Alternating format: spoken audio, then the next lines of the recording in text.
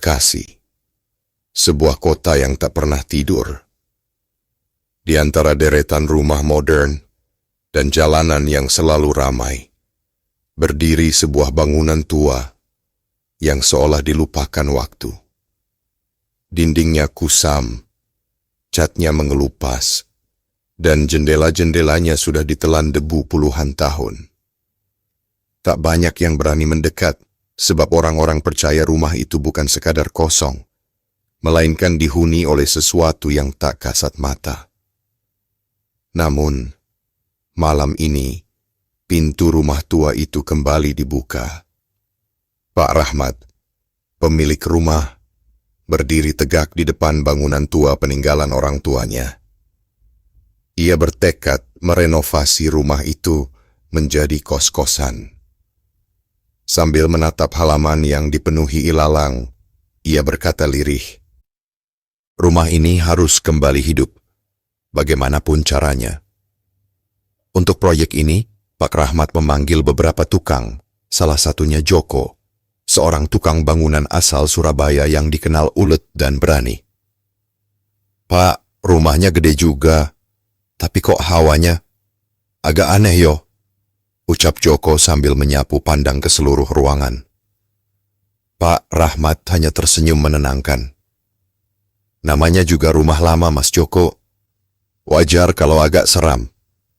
Meski begitu, sejak langkah pertama masuk ke dalam rumah, Joko merasa bulu kuduknya berdiri. Udara di dalam berbeda, lebih dingin, lebih berat, seolah ada tatapan yang mengikuti dari setiap sudut gelap. Malam pertama renovasi, para tukang hanya membersihkan bagian depan rumah. Suara sapu dan palu terdengar bergema di antara dinding tua. Saat sedang mengangkat tumpukan kayu lapuk, Joko mendengar suara lirih, seperti seorang perempuan menangis di dalam kamar belakang. Ia berhenti, menajamkan telinga. "Lah, suara opo iku?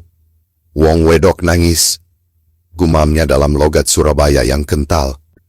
Tukang lain menggeleng, tak mendengar apa-apa. Tapi Joko bersumpah suara itu nyata. Semakin lama, tangisan itu berubah menjadi lirih tertawa.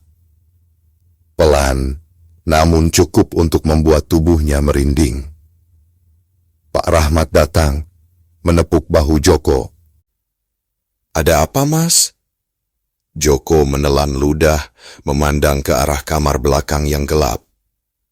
"Gak ono, Pak. Mungkin cuman perasaan." Tapi jauh di dalam hati, ia tahu sesuatu telah bangun di rumah itu. Sesuatu yang tidak suka rumahnya disentuh manusia.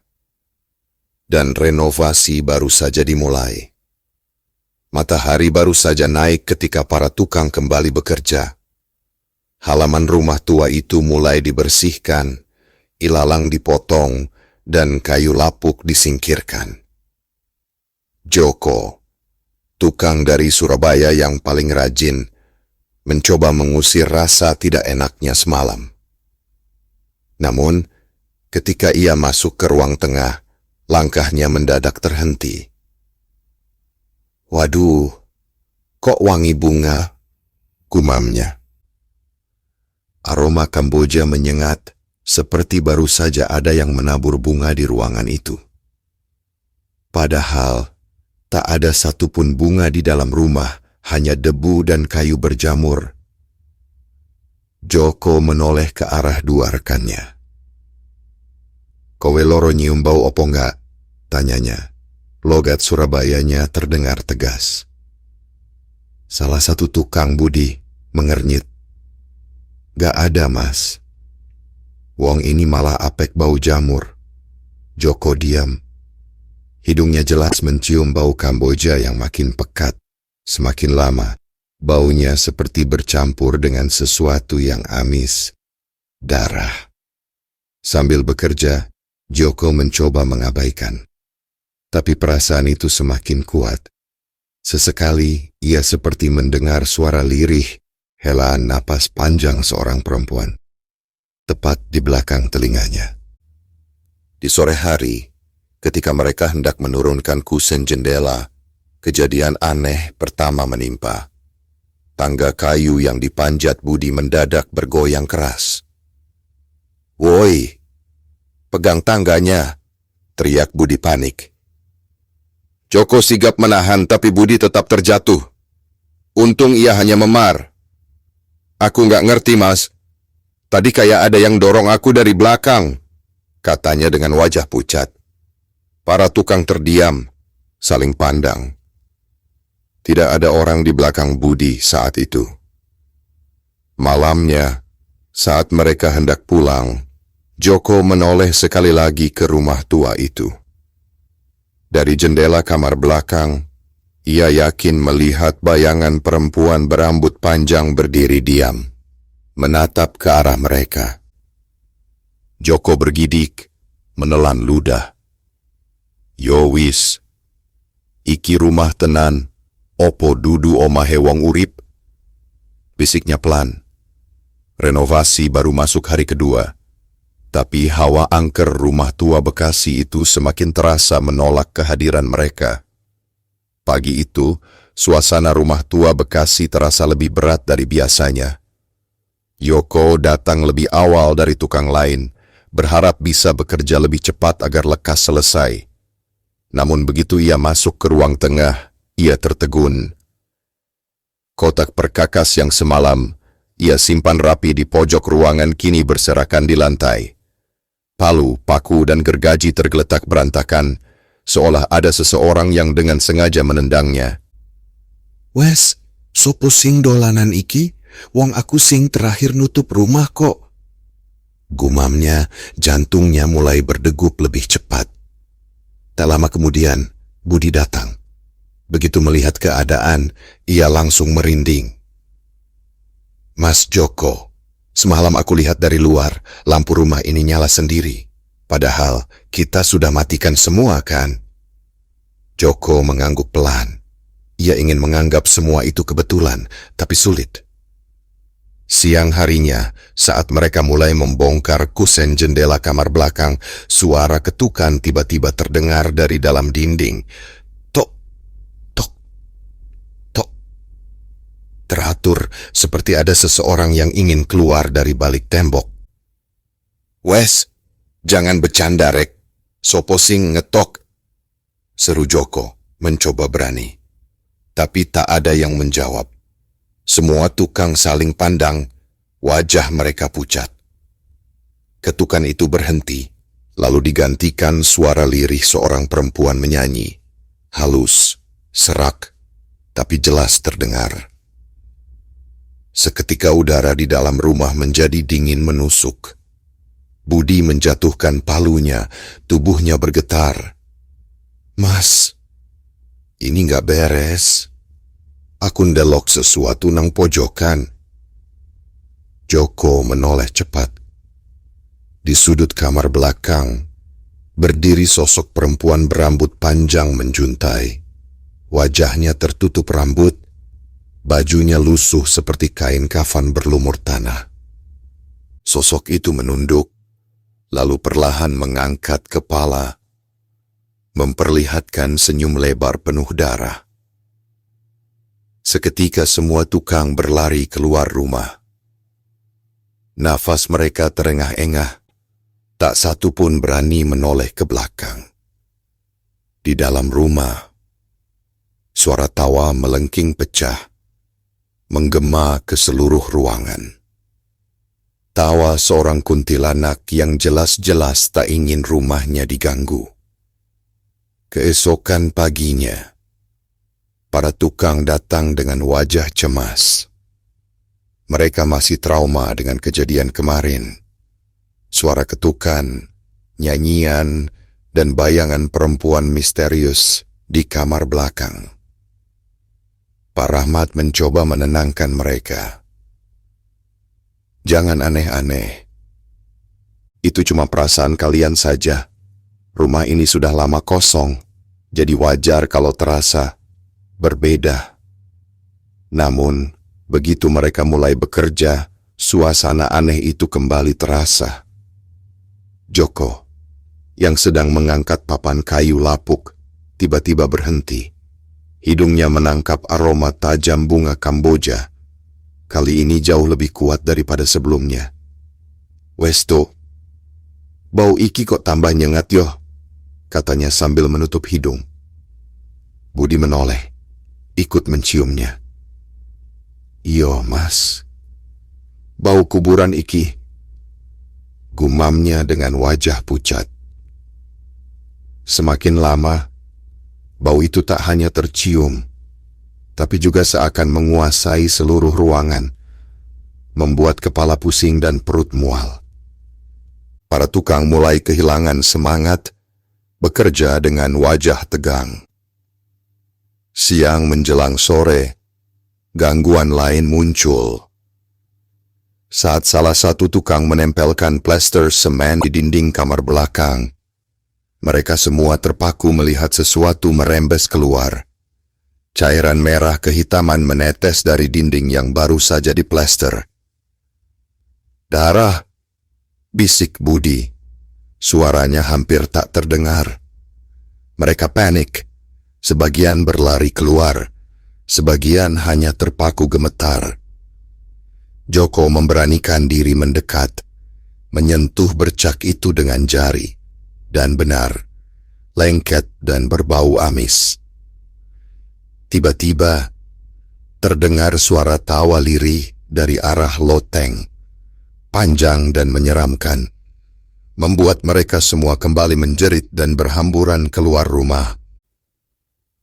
Pak Rahmat, yang ikut mendengar tawa itu, hanya berdiri kaku di halaman. Wajahnya pucat pasi, meski ia berusaha menutupi ketakutannya. "Ini cuman ujian. Rumah ini harus selesai direnovasi," katanya dengan suara bergetar. Tapi Joko tahu, ini bukan ujian biasa. Sesuatu di rumah itu sedang marah besar. Siang itu, hawa di rumah tua Bekasi semakin berat. Matahari masih terik di luar, tapi di dalam rumah terasa dingin dan lembab seperti di dasar sumur. Para tukang bekerja dengan gelisah. Mereka tak banyak bicara, hanya suara palu dan gergaji yang terdengar. Sesekali, Joko melirik ke arah kamar belakang, seakan-akan ada sesuatu yang mengintip dari dalam kegelapan. Tiba-tiba, Budi, yang sedang mencampur semen, berhenti. Wajahnya pucat, matanya kosong. Ember di tangannya jatuh ke lantai, menyebarkan semen basah kemana-mana. "Budpie, opo kowe loro?" tanya Joko cepat. Namun Budi tidak menjawab. Perlahan, tubuhnya gemetar, lalu kepalanya menoleh kaku ke arah mereka. Dari bibirnya keluar suara perempuan, serak dan melengking. "Aku wis ngomong, ojo ganggu omah iki." Semua tukang membeku, darah mereka seakan berhenti mengalir. Suara itu jelas bukan suara Budi. Budi tiba-tiba tertawa keras. Tawanya melengking panjang, menutup seluruh ruangan. Lalu ia berbicara lagi. Kali ini dengan bahasa yang lebih halus, lirih tapi menusuk. "Omah iki dudu duwekmu, iki duwekku." Matanya mendadak melotot, putih semua, tanpa hitam. Ia lalu berjalan ke arah tembok, menghantamkan kepalanya berulang kali hingga berdarah. "Cukup! Pegang dia!" teriak Joko panik. Dua tukang lain berusaha menahan, tapi tenaga Budi begitu kuat, seperti bukan manusia. Ia berteriak, suaranya menggema. "Metu kowe kabeh, aku sing jaga omah iki." Joko nekat menampar wajah Budi sambil berteriak doa seadanya. Setelah beberapa kali teriak, tubuh Budi mendadak lemas, jatuh pingsan di lantai. Ruangan itu hening, hanya terdengar napas terengah para tukang. Dari arah loteng, samar terdengar suara perempuan tertawa lirih, seolah puas dengan apa yang baru terjadi. Budi masih terbaring lemas di lantai, wajahnya pucat pasi. Joko dan dua tukang lain mengangkatnya keluar rumah. Nafasnya tersengal, tubuhnya dingin seperti es. Mas Joko, iki wes gak wajar. Aku ora wani nerusno kerjaan iki, ucap salah satu tukang dengan suara bergetar. Namun Joko menahan. Wis sabar rek, mungkin Budi kecapekan. Ayo rampung no cepet, ben lekas entek. Meski ucapannya terdengar tegas, dalam hatinya ia juga takut setengah mati. Mereka kembali masuk ke rumah. Begitu melangkah ke ruang belakang, mereka semua berhenti serentak. Dinding yang kemarin baru diplester kini dipenuhi bercak merah. Bercak itu seperti darah, merembes dari dalam, menetes perlahan ke lantai. Baunya menyengat, amis bercampur busuk. Salah satu tukang langsung muntah. Ya Allah, iki opo to, Mas? Joko mendekat, tangannya gemetar. Ia menyentuh dinding itu, dan benar, lengket, hangat, serta bau darah segar. Tiba-tiba, bercak merah itu semakin banyak, seolah-olah dinding rumah itu berdarah. Semakin lama semakin deras, menetes hingga menggenang di lantai. Lalu terdengar suara tangisan perempuan, panjang, lirih, dan memilukan. Tangisan itu keluar dari balik dinding yang berlumuran darah. Metu kene, ojo ganggu omahku. Joko mundur dengan wajah pucat, hampir jatuh. Wis, cukup rek. Iki omah pancen ana sing duweni. Para tukang gemetar. Satu persatu mereka mulai bicara ingin berhenti. Aku nggak wani nerusno. Besok aku nggak bakal teko maneh, ucap salah satunya. Suaranya hampir tak terdengar. Di luar rumah, Pak Rahmat menunggu.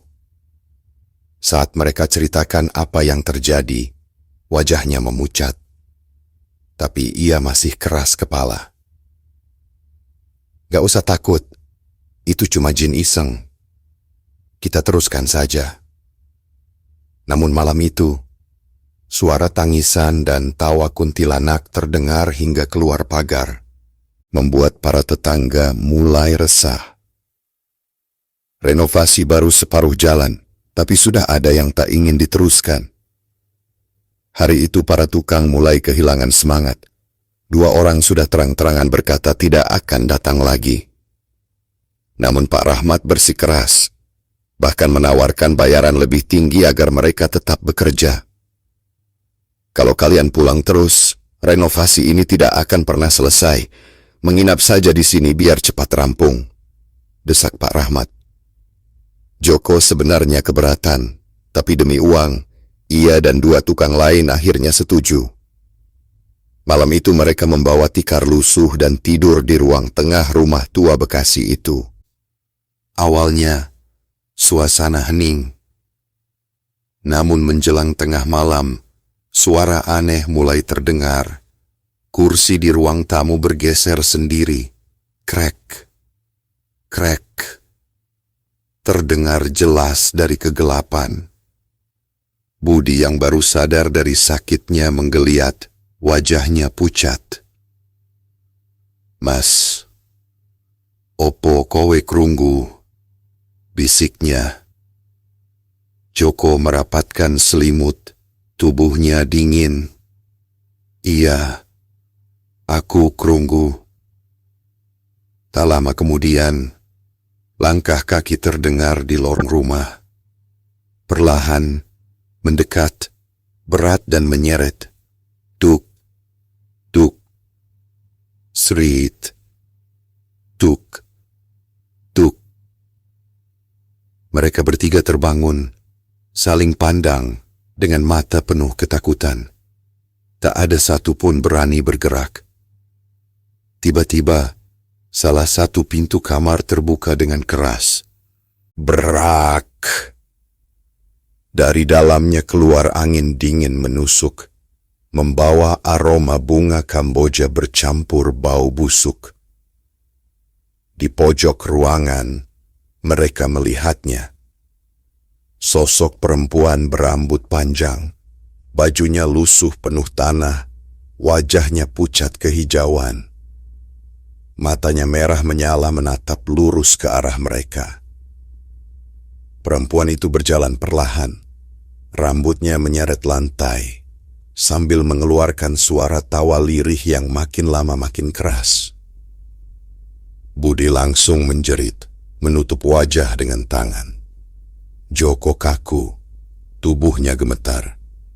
Salah satu tukang lain spontan pingsan di tempat. Sosok itu berhenti tepat di depan Joko. Dari mulutnya keluar bisikan pelan tapi tajam.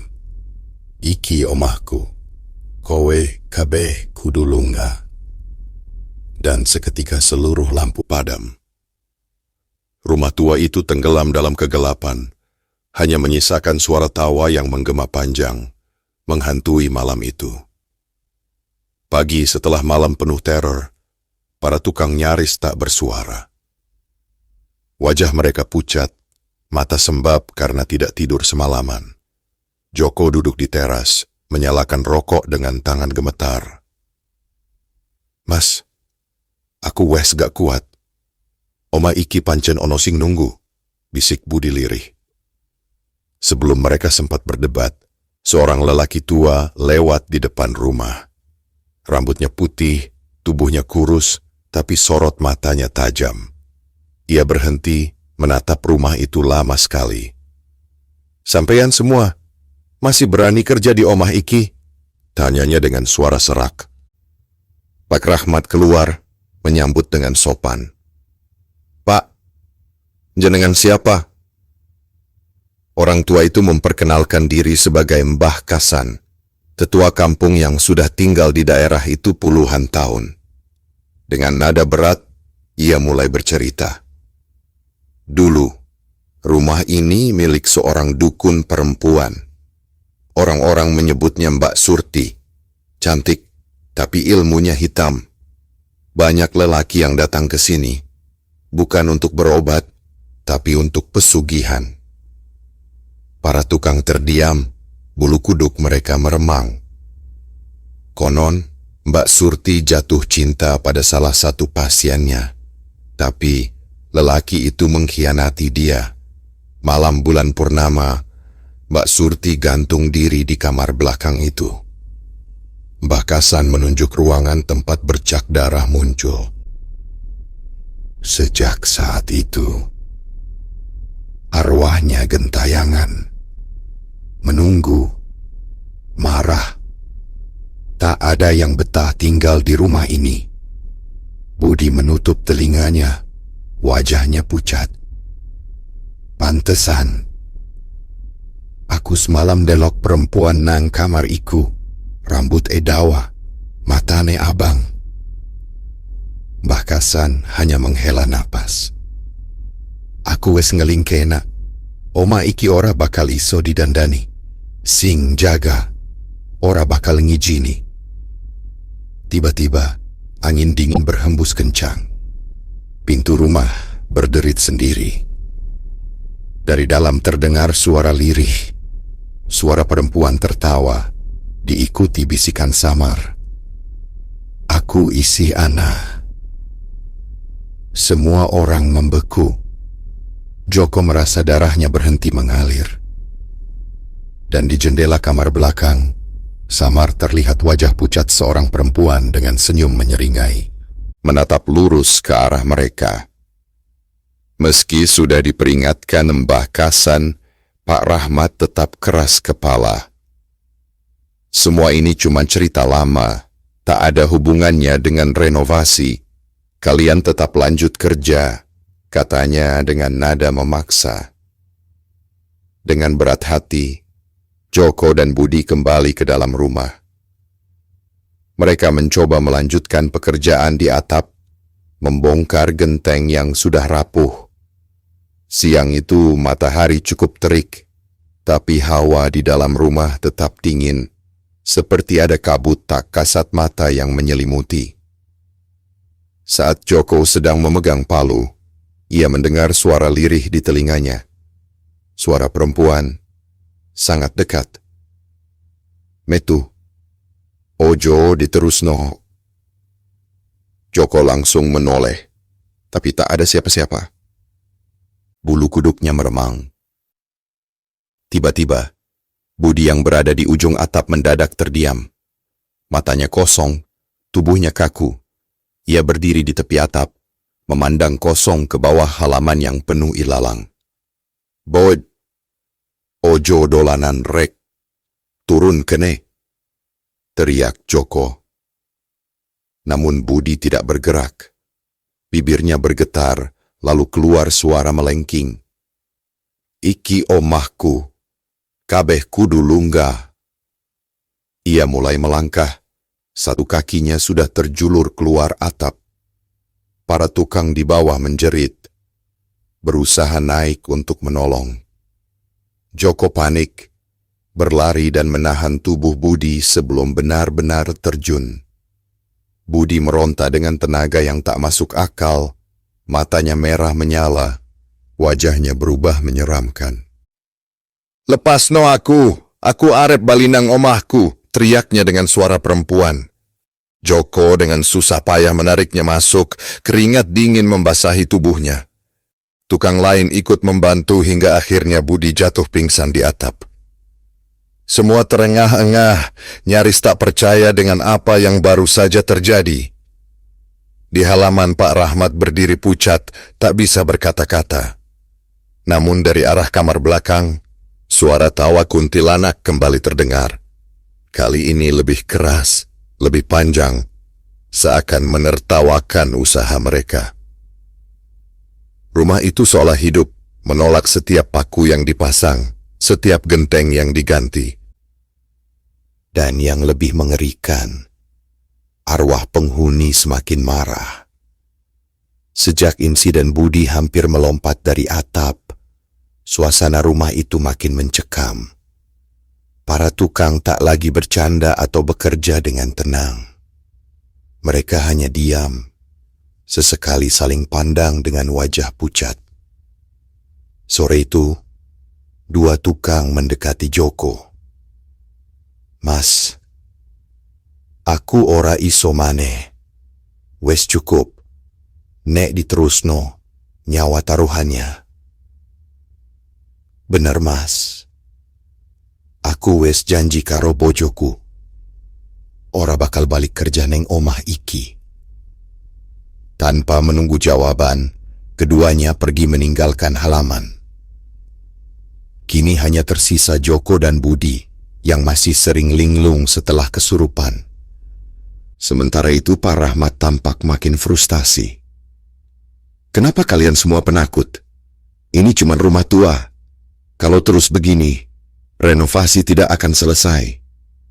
Namun Joko menatapnya dengan sorot mata tajam. "Pak, jenengan kudu ngerti. Iki dudu omah kosong. Omah iki wis ono sing jaga. Nek dipaksa, kita sing bakal mati." Pak Rahmat diam, wajahnya pucat tapi gengsi menutupi rasa takut. Ia akhirnya mencari tukang baru, tapi setiap orang yang ditawari langsung menolak begitu tahu lokasi proyeknya. Gosip tentang rumah berhantu di Bekasi itu sudah menyebar ke kampung sebelah. Hari-hari berikutnya, renovasi nyaris tak berjalan. Rumah itu kini setengah jadi, atap sebagian baru, sebagian masih rapuh. Dinding ada yang diplester, ada yang tetap kusam berlumut. Malam harinya, Joko yang masih bertahan memutuskan berjaga. Ia duduk di ruang tengah dengan lampu minyak redup, rokok di tangan. Budi tidur gelisah di tikar, sesekali mengigau dengan suara lirih, seperti perempuan berbisik. Sekitar tengah malam, Suara-suara itu kembali datang. Kursi di ruang tamu bergeser sendiri. Pintu terbuka dan tertutup keras. Jendela bergetar meski tidak ada angin. Lalu, terdengar langkah kaki dari arah kamar belakang. Berat, perlahan, semakin mendekat. Joko menelan ludah, keringat dingin menetes di pelipisnya. Lampu minyak tiba-tiba padam, dan dalam kegelapan itu terdengar suara tawa melengking memenuhi seluruh rumah. Suara yang menegaskan satu hal, penghuni rumah tua itu tidak akan membiarkan siapapun mengubahnya. Renovasi benar-benar berhenti. Sisa-sisa material berserakan di halaman, tumpukan pasir yang mulai ditumbuhi rumput liar, papan kayu lembab, dan batu bata yang berlumut karena hujan. Atap rumah terlihat aneh. Sebagian baru dengan genteng merah segar. Sebagian lain masih rapuh penuh lumut hitam. Dinding pun sama. Ada yang diplester rapi, ada yang dibiarkan mengelupas dengan cat tua. Bangunan itu seperti dua dunia yang dipaksa menyatu, tapi tidak pernah benar-benar menyelesaikan diri. Para tetangga mulai resah. Anak-anak tak lagi berani main ke halaman, dan setiap malam mereka sering mendengar suara perempuan tertawa panjang dari dalam rumah. Bahkan ada yang bersumpah melihat sosok wanita berambut panjang duduk di kusen jendela, menatap jalan dengan mata merah menyala. Joko masih bertahan, meski hanya untuk menunggu kepastian dari Pak Rahmat.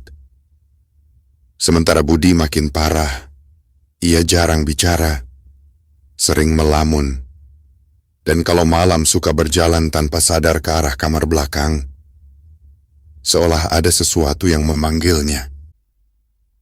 Suatu sore, Joko mencoba memberanikan diri memaku sisa papan di ruang tengah.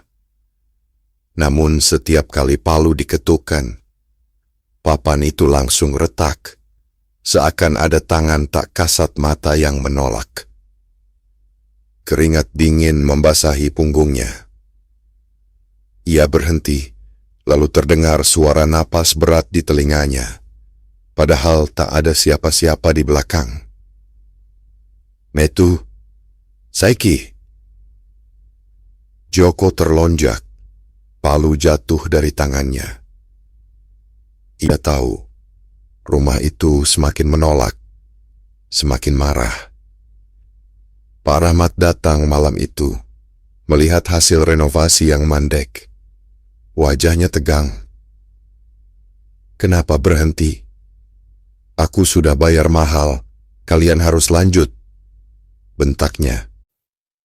Joko menatapnya dengan mata lelah. Pak, nek diterusno. Bukan cuma rumah ini yang rusak, nyawa sing bakal melayang. Pak Rahmat diam. Untuk pertama kalinya ia benar-benar melihat rumah itu bukan lagi sekadar bangunan. Ia adalah sesuatu yang hidup, bernapas, dan sedang mengintai. Malam itu, Budi tiba-tiba menghilang dari tikarnya. Joko panik mencarinya ke seluruh ruangan.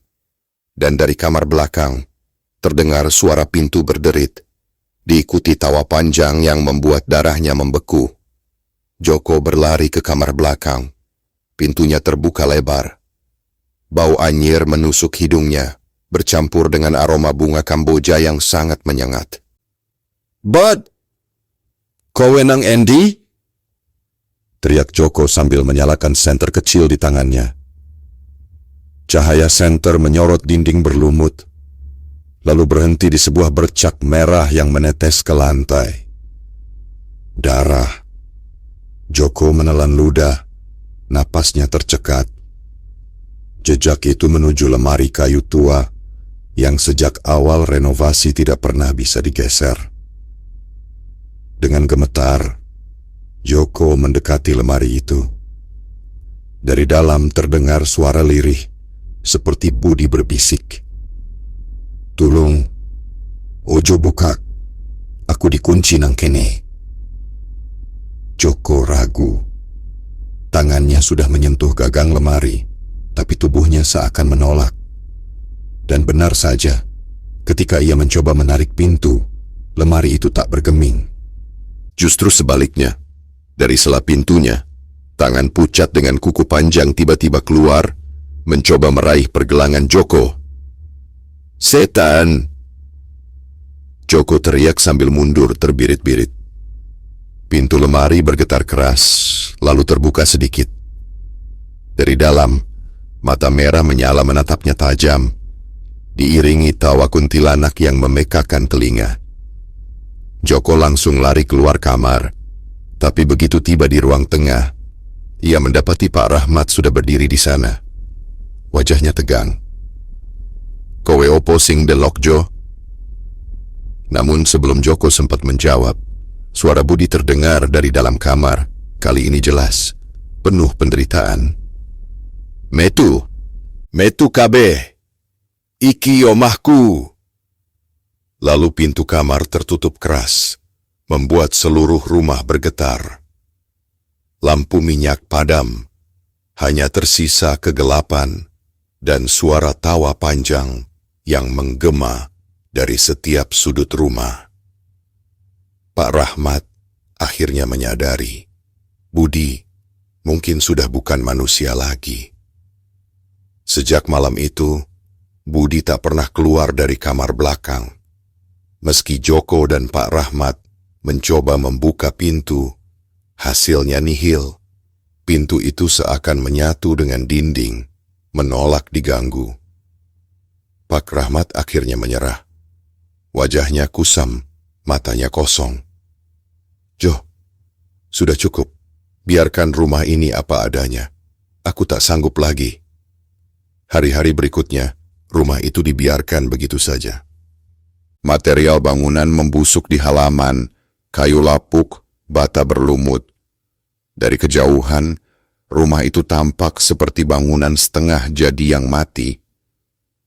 Tapi sesekali hidup. Tetangga mulai menghindar.